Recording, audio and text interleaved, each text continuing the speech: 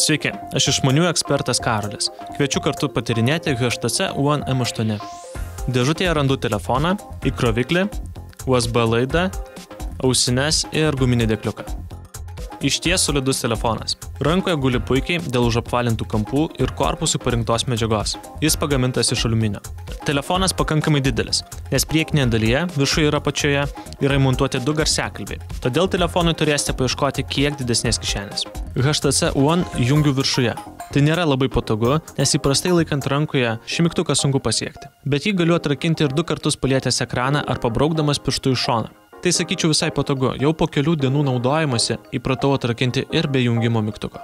Garso reguliavimo mygtukas yra dešinėje, čia galima įdėti microSD atminties kortelę, čia yra microUSB jungtis, o čia prijungiamos ausinės. SIM kortelės jungtis yra kairėje. Vaizdas erdviame ekrane ryškus, spalvos itin sodrios. Mano nuomonė tai vienas geriausių išmaniųjų telefonų ekranų iš tų, kurie šiuo metu yra rinkoje. Kuo ekranas didesnis ir galingesnis procesorius, tuo daugiau reikia energijos. Su šia užduotimi telefono baterija susitvarko pakankamai gerai. Aktyviai naudojant bateriją laikys visą dieną, naudojant vidutiniškai, jos gali užtekti ir 2-3 dienom. Šis išmanusis greitai ir be sirgimų reaguoja į visas užduotis. Galingumų užteks visiems jūsų poreikiams ir pomėgiams. Manau, dar ilgai galėsite be jokių sirgimų džiaugtis naujausiamis programėlėmis ir žaidimais. Vidinės atminties pakaks įprastam vartojimui. Jei jos reikia daugiau, galima pasitelkti microSD kortelę. Primenu, kad ne visi išmanieji telefonai turi jai skirtą jungtį. Tai pliusas ypač jei esate kinomanas ar muzikos aistruolis.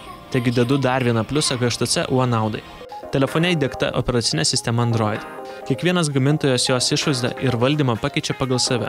HTC One vartotojo sąsaja, arba paprastai tariant, tai kaip atrodo telefono meniu ir kaip jis valdomas, yra viena patogiausių. Pavyzdžiui, su funkcija BlinkFeed galiu vienoje vietoje sekti visą norimą informaciją, Facebook, mėgstamus puslapius ir kitus panašius dalykus. Išmėginkime garsą. Bet kokį telefoną įdėjus į dubenį, jos skleidžiama muzika skamba daug garsiau. Puikiai galite melodiją užpildyti visą kambarį.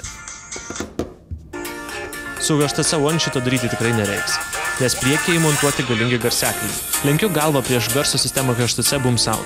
Iš 2 garsiakalbių, kurie yra priekyje, sklinda turbūt pats geriausias garsas, kokį šiai dienai gali pasiūlyti mobilusis telefonas. Tai kartu su dideliu ir ryškiu ekranu man leidžia iš tikrųjų mėgautis filmais.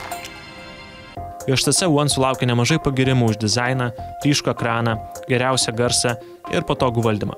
Tačiau vaizdo kamera vertinama prieštaringai.